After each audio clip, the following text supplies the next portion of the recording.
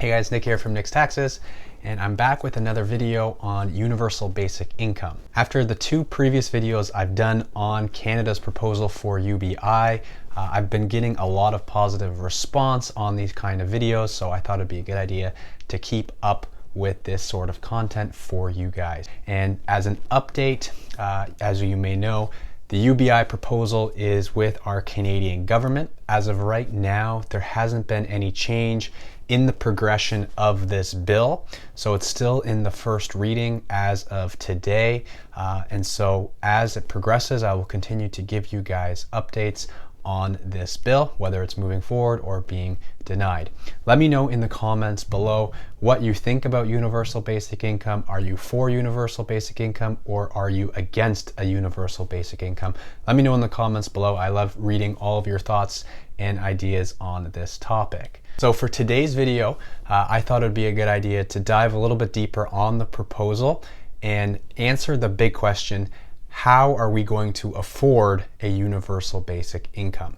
And so Canada Works, they are the people that put this proposal in motion, have come up with a number of ways, 8 to be specific, on how we can afford a universal basic income. And so I'm going to walk through those different ways in this video. They have said and estimated that the net cost, that is, the net cost, I want to be clear on that, for a recovery UBI is $199 billion. If you remember from my other videos, this would be a UBI, meaning that everyone would have a minimum income of at least $2,000 per month. And then if you're over that threshold, everyone would get $500 regardless of your financial status. But if you aren't making $2,000 a month, you will be guaranteed to earn at least that amount regardless of your working and living situation.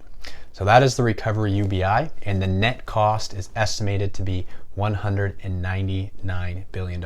So let's jump into how they propose we can afford a UBI. I'm just going to provide you with the details. I'm not going to provide you with my thoughts on this. I'm just going to give you the facts, and you guys let me know in the comments below what ones you like, what ones you don't like, if you think this is even realistic.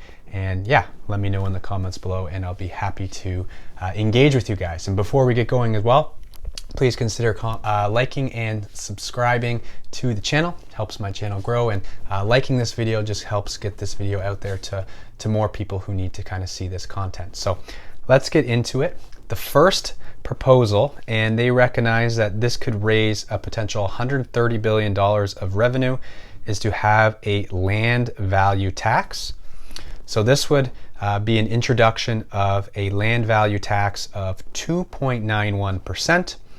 And other countries that have this are Singapore, Denmark, Taiwan, and Hong Kong.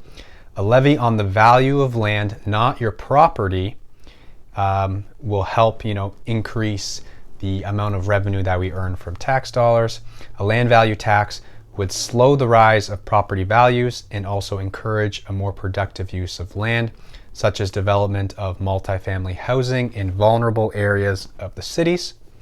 A 2.91 tax is less than the estimated 5.5% average annual growth of land value worldwide. Notice it says worldwide, not Canada. And it could be structured to be paid by equity rather than cash.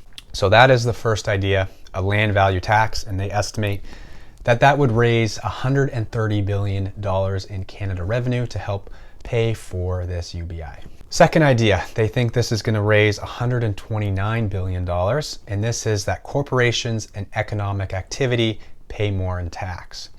So they're looking at a 10% GST increase from the current rates, and this would be more in line with European level sales tax. They're looking at increasing the corporate income tax rate by 5%, reducing the federal business subsidies, limiting the dividend tax credit to the actual tax rate paid by the corporation. If you notice, if you receive a T3 or T5, you get a dividend tax credit for it.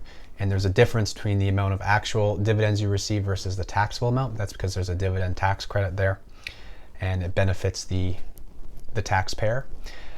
Next thing is they are looking at eliminating tax advantages for foreign digital service companies, increasing carbon price to $75. They're looking at eliminating the 50% capital gains tax exemption for corporations. They're looking at some offshore tax changes and a financial activities tax at 5% on the financial sector, and apply corporate tax on multinationals. So that again is $129 billion in total for having corporations and economic activity pay more. Okay, number 3, the revenue raised would be an estimated $135 billion, is that high income earners pay more. And so it would look like this. They would introduce a 2% wealth tax above $20 million in net worth. They would introduce a luxury tax. They would have federal tax expenditures on RRSP and RPP tax breaks. They would have the provincial expenditures on the same thing. They would lower the threshold and increase rates on the highest tax brackets. Capital gains would be included at 70% of income provincially and federally. Right now, you're only taxed on 50% of your capital gains. There would be a deduction of interest and carrying charges on investment income. They would eliminate the federal portion of the basic personal amount and the provincial portion of the basic personal amount. And they would reintroduce an estate or inheritance tax, 45% on estates worth more than $5 million. So that is what they're looking at to get high income earners in Canada pay more taxes, and they think that would generate about $135 billion in revenue for Canada. The next one looks to generate $147 billion. This is to reduce government expenditures. And so what would they be looking at to reduce? They would be reducing federal business subsidies. We talked about that in the previous one. They would eliminate current federal tax expenditures on tax shelters such as RSPs, TFSAs, and pension plans. They would eliminate the provincial tax expenditures on these same accounts. They would eliminate the federal and provincial basic personal amounts on our tax returns. So by eliminating some of the expenditures that our government does, saves money, and then they would put that money somewhere else, right? So next one, $130 billion is tax environmental degradation use of commons. And so they would introduce a land tax of 1.82% of the value of land. They would eliminate fossil fuel subsidies, EM spectrum levy, increase carbon price, economic rent on forestry activities in publicly owned forests, economic rent on publicly owned fisheries, economic rent on mining rights on publicly owned non-renewable resources, tax on landfills and on water use, and levy a 20% tax on sugary drinks. So that's $130 billion. Next, they're looking at a micro tax, which would have $160 billion in potential revenue. And a micro tax is like a financial transaction, like a payment of tax, 0.2%. And this micro tax applies on all financial transactions undertaken within Canada. So Payments Canada has estimated there are $50 trillion in annual electronic financial transactions in Canada annually, and this would reduce financial speculation and give all Canadians a share of the economy by this micro tax. Next is a federal compromise plan. So this one, they're looking at a 5% federal GST increase. They would limit the dividend tax credit. They would include capital gains tax at 70%, eliminate tax advantages for foreign digital service companies, offshore tax changes, eliminate the federal basic personal amount, increase EI premiums, limit the dividend tax credit to the actual tax paid by the corporation, have a 20% levy tax on sugary drinks, reduce the federal business subsidy, eliminate tax advantages on foreign digital service companies, have some offshore tax changes, and apply corporate tax on multinationals. As you can see, there's an overlap on some of these proposals. And last but not least, they estimate a $201 billion could be generated in revenue on this bonus gross cost financing with no debt, no program cuts, use of collection of taxes. And again, it's a full combination of a bunch of things that we talked about. And if you combine some of these, you would get $201 billion. So that's one of their proposals.